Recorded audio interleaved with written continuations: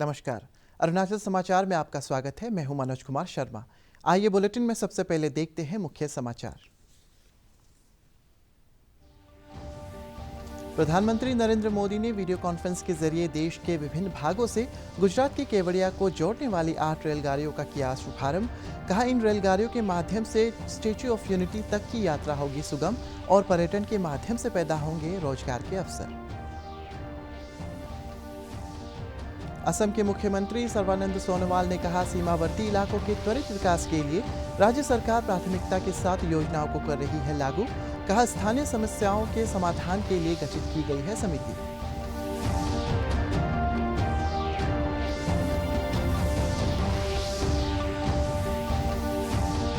राष्ट्रीय कृषि एवं ग्रामीण विकास बैंक के अरुणाचल क्षेत्र कार्यालय के महाप्रबंधक डॉक्टर गोपा कुमारन ने चांगलांग जिले के बोरदुमसा के पास रूरल हट नामफाई का किया शुभारंभ। स्थानीय किसानों और हस्तशिल्प उद्यमियों की प्रसन्नता व्यक्त करते हुए कहा, स्थानीय उत्पादों को बेचने में मिलेगी सहायता। प्रधानमंत्री नरेंद्र मोदी ने आज वीडियो कॉन्फ्रेंस के जरिए देश के विभिन्न भागों से गुजरात के केवड़िया को जोड़ने वाली 8 रेलगाड़ियों को हरी झंडी दिखाकर रवाना किया। इन रेलगाड़ियों के माध्यम से स्टैच्यू ऑफ यूनिटी तक की यात्रा और सुगम हो जाएगी। प्रधानमंत्री ने कहा है कि भारतीय रेलवे के इतिहास में पहली बार देश भर से 8 रेलगाड़ियां एक साथ एक गंतव्य से जुड़ गई हैं।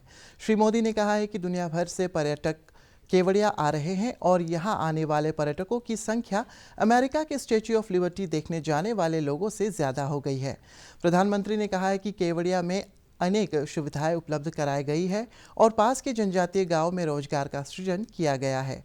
श्री मोदी ने कहा है कि आदिवासी गांवों में 200 से ज़्यादा कमरों को होम स्टे के रूप में बदला गया है। रेलवे का आधुनिकीकरण जारी है और सरकार रेलवे में नवीनतम तकनीक अपनाने पर ध्यान दे रही है। रेलवे स्टेशनों का निर्माण स्थानीय विशेषताओं और आधुनिक सुविधाओं के साथ सुचारुपूर्ण ढंग से किया जा रहा है। एक छोटा सा ब्लॉक नहीं रह गया है, बल्कि केवड़िया विश्व के सबसे बड़े टूरिस्ट डेस्टिनेशन के रूप में आज उभर रहा है। स्टैच्यू ऑफ यूनिटी देखने के लिए अब स्टैच्यू ऑफ लिबर्टी से भी ज्यादा टूरिस्ट पहुंचने लगे हैं। अपने लोकार्पण के बाद करीब करीब 50 लाख लोग स्टैच्यू ऑफ यूनिटी को देखने आ चुके हैं। कोरोना में महीनों तक सब कुछ बंद रहने के बाद अब एक बार फिर केवड़िया में आने वाले टूरिस्टों की संख्या तेजी से बढ़ रही है।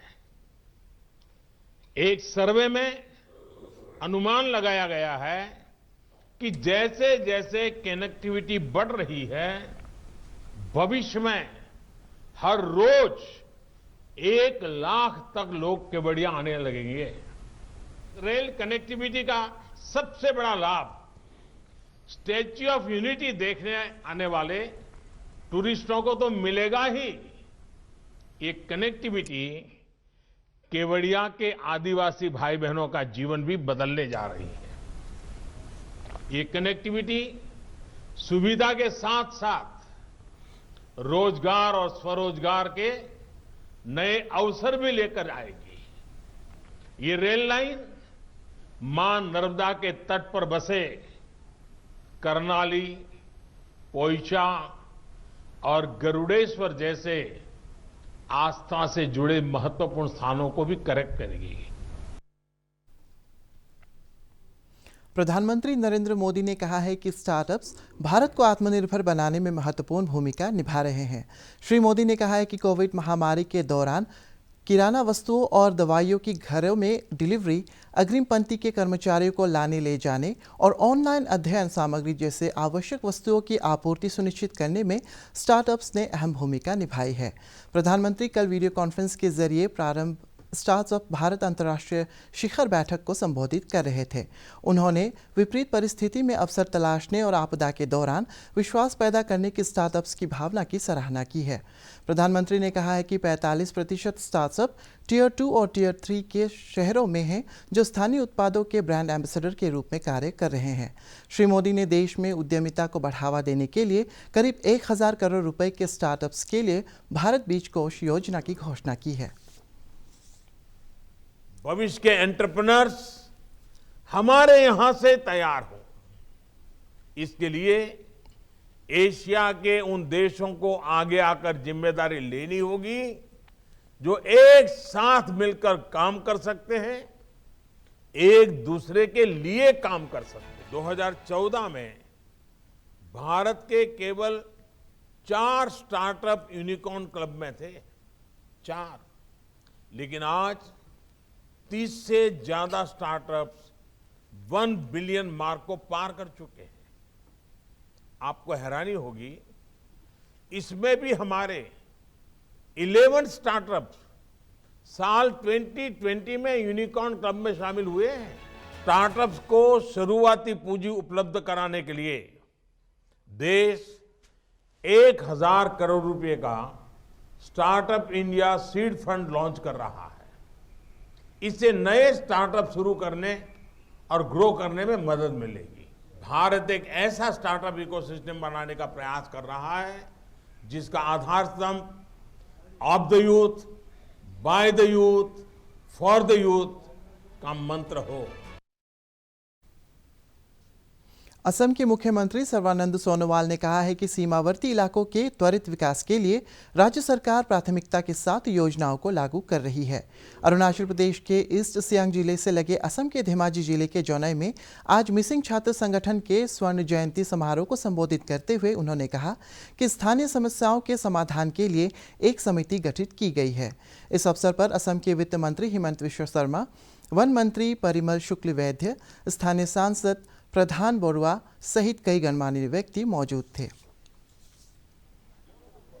केवल मिसिंग राइजरे নহয়, সমগ্ৰ উত্তৰ পূৰ্বাঞ্চলৰ সকলো শ্ৰেণীৰ ৰাইজৰ আদৰ স্নেহ মৰম বুটলিবলৈ সক্ষম হৈছে আৰু এই মহামন্ত্ৰই ইয়াৰ পৰিচয়। সমগ্ৰ উত্তৰ পূৰ্বাঞ্চলত আজি একতাৰ বান্ধোনেৰে আজি আপোনালোকে সমন্বয়ৰ এখন সুন্দৰ সভা বা সুন্দৰ পৰিৱেশ নিৰ্মাণ কৰাৰ ক্ষেত্ৰত টিএমপিকে অগ্ৰণী ভূমিকা পালন কৰা আজি সম্পূৰ্ণৰূপে এই মঞ্চতে প্ৰতিফলন ঘটিছে। राष्ट्रीय कृषि एवं ग्रामीण विकास बैंक नाबार्ड के अरुणाचल क्षेत्रीय कार्यालय के महाप्रबंधक डॉक्टर गोपा कुमारन नेयर ने आज चांगलांग जिले के बोरदुमसा के पास रूरल हट नामफाई का शुभारंभ किया। ग्रामीण स्तर पर कृषि और हस्तशिल्प उत्पादों के लिए बाजार उपलब्ध कराने की योजना के तहत राज्य के विभिन्न इलाकों में नाबार्ड के सहयोग से रूरल हट स्थापित किए जा रहे हैं। इस अवसर पर स्थानीय किसानों और उद्यमियों ने खुशी का इजहार करते हुए कहा है कि व्यवस्थित और आवश्यक सुविधाओं से लैस बाजार की व्यवस्था से अब उन्हें अपने उत्पाद बेचने में आसानी होगी। उन्होंने कहा है कि नाबार्ड की रूरल हट की योजना से स्थानीय उद्यमियों और किसानों की आय बढ़ेगी।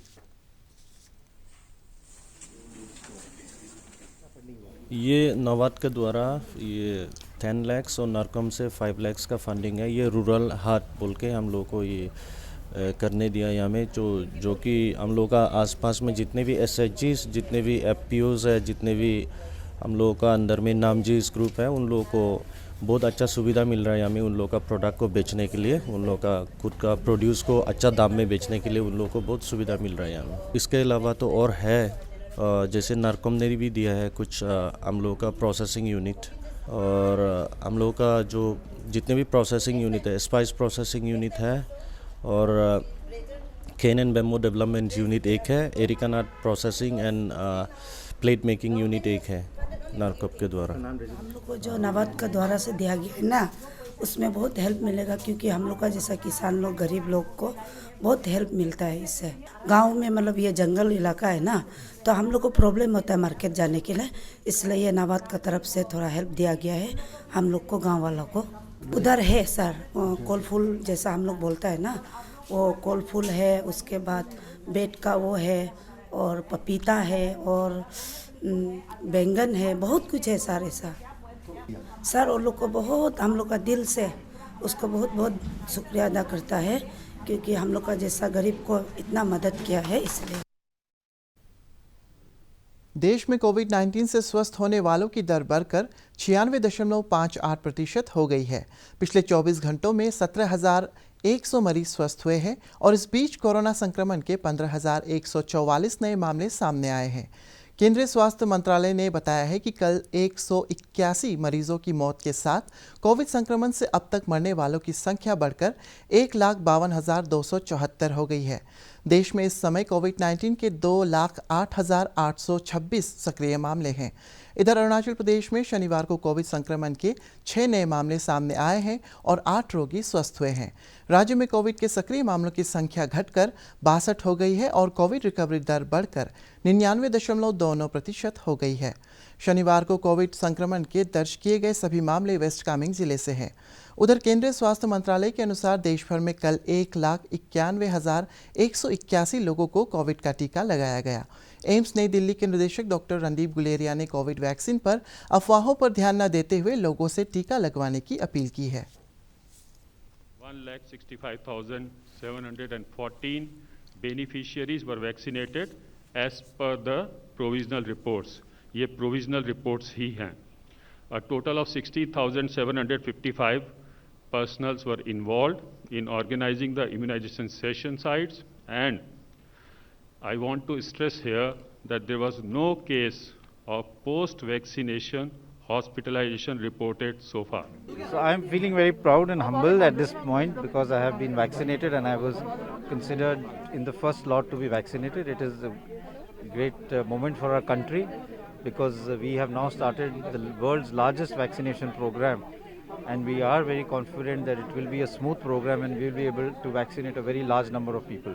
Therefore, I am very, very happy that this has started. It is the beginning of the end as far as the pandemic is concerned, and I really hope that as more and more people come forward when their turn comes, so that we are able to decrease our mortality and also break the chain of transmission. Till you have taken your doses and even afterwards, you have to have COVID appropriate behavior because you may still get a mild infection, you will not get a serious infection, and you may be infectious to other people who have not been vaccinated.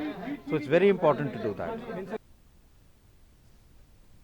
स्वास्थ्य मंत्री doctor Harshvardhan ने विश्व के सबसे बड़े टीकाकरण कार्यक्रम के पहले दिन की समीक्षा करने के लिए राज्यों और केंद्र शासित प्रदेशों के स्वास्थ्य मंत्रियों के साथ बातचीत की। उन्होंने स्वास्थ्य मंत्रियों से वैक्सीन के बारे में अफवाहों और गलत सूचना पर रोक लगाने की सही सूचना और का प्रसार प्रचार करने के लिए प्रयास करने का अनुरोध किया। डॉक्टर हर्षवर्धन ने कहा है कि टीकाकरण अभियान की शुरुआत हो गई है, जिसके लिए प्रधानमंत्री नरेंद्र मोदी के नेतृत्व में पिछले 5 महीनों से तैयारियां चल रही थी। राज्य के स्वास्थ्य मंत्रियों और सचिवों ने केंद्रीय स्वास्थ्य मंत्री को टीकाकरण के पहले दिन की प्रगति और प्राप्त लक्ष्यों की जानकारी दी। उन्होंने सॉफ्टवेयर में कुछ छोटी मोटी तकनीकी गड़बड़ियां के बारे में भी बताया, क्योंकि टीकाकरण के दौरान लाभार्थियों का विवरण अपलोड करने में दिक्कत का सामना करना पड़ा था। डॉक्टर हर्षवर्धन को बताया गया कि देश भर में लोग वैक्सीन पर विश्वास कर रहे हैं और उसकी सराहना भी कर रहे हैं। ईटानगर राजधानी क्षेत्र में स्थित तोमो रिबा स्वास्थ्य एवं चिकित्सा विज्ञान संस्थान ट्रिम्स और बाकिन पर्तिन जनरल अस्पताल पासीघाट में कोविड का टीका लगवाने वाले स्वास्थ्य कर्मियों और अन्य फ्रंटलाइन वर्कर्स ने अपना अनुभव शेयर करते हुए कहा है कि टीका लगवाने के बाद उन्हें स्वास्थ्य संबंधी कोई समस्या नहीं हुई है। उन्होंने प्रदेशवासियों से सरकार के दिशा निर्देशों के अनुसार कोविड का टीका लगवाने की अपील की है। उन्होंने लोगों से कोविड टीकाकरण को लेकर किसी भी आशंका के समाधान के लिए स्वास्थ्य विशेषज्ञों से परामर्श लेने का सुझाव दिया है। वैक्सीन रिसीव किया और आधा घंटा रेस्ट किया, मुझे कोई तकलीफ नहीं हुई है, इसलिए डरने की कोई बात नहीं। आप सबको मेरी रिक्वेस्ट है, आप सब लोग कोविड वैक्सीन लीजिए और कोरोना वायरस से अपना फैमिली अपने आप को बचाइए। और बहुत ही एक ज़रूरी बात है, आप लोग हमेशा मास्क पहनिए, हाथ साफ कीजिए और सोशल डिस्टेंसिंग मेंटेन कीजिए। मैं ये कोविड वैक्सीन लगा के आया हूँ। ऑब्जर्वेशन रूम में 30 मिनट्स था, मुझे कोई प्रॉब्लम नहीं हुआ, कोई रिएक्शन नहीं है और पब्लिक से हमारा ये गुजारिश रहेगा कि आप भी बिना डर के आइए, वैक्सीन लीजिए और कोविड को भगाइए। हम ये वैक्सीन लेके अभी तक अच्छा है, मास्क पहनना है जी। अपर सुबनसिरी के जिला अस्पताल दापोरिजो में स्थानीय विधायक तानिया सोकी और जिला उपायुक्त कांतो दांगेन ने आज कोविड टीकाकरण का शुभारंभ किया। इस अवसर पर वरिष्ठ चिकित्सक डॉक्टर जी हंकर ने कहा है कि प्राथमिकता के आधार पर दिशा निर्देशों का पालन करते हुए हेल्थ केयर वर्कर्स और फ्रंट लाइन वर्कर्स को कोविड का टीका लगाया जा रहा है। उन्होंने बताया है कि कोविड टीके को सुरक्षित तापमान में रखने के लिए सभी आवश्यक प्रबंध किए गए हैं।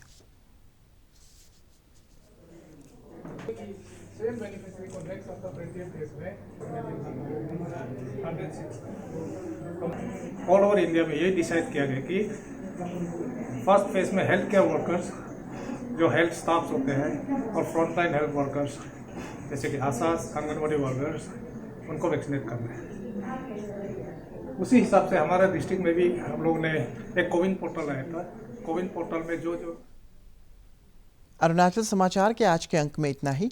जाने से पहले आप सभी से अनुरोध है कि कोविड-19 के दिशा निर्देशों का पालन करें, हमेशा मास्क लगाएं, बार बार हाथ धोएं और सोशल डिस्टेंसिंग के नियमों को मानें।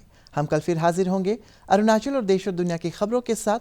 चलते चलते आपको बता दें कि आप अरुणाचल समाचार हमारे YouTube channel DD news Arunachal पर भी देख सकते हैं। देखते रहिए अरुण प्रभा। नमस्कार।